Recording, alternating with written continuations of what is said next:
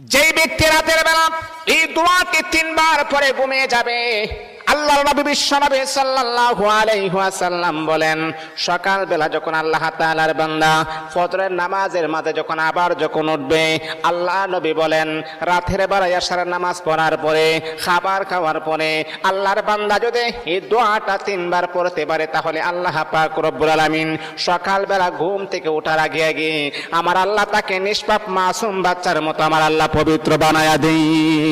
দোয়াটা সবাই আমরা জানি, আমরা সবাই কিন্তু দোয়াটা জানি, কিন্তু আমরা আমল করি না। দোয়াটা হলো আস্তাগফিরুল্লাহাল্লাযী লা ইলাহা ইল্লা হুয়াল হাইয়ুল কাইয়্যুম ওয়া আতুবু ইলাইহি লা হাওলা ওয়ালা কুওয়াতা ইল্লা বিল্লাহিল আলিয়্যিল আযীম।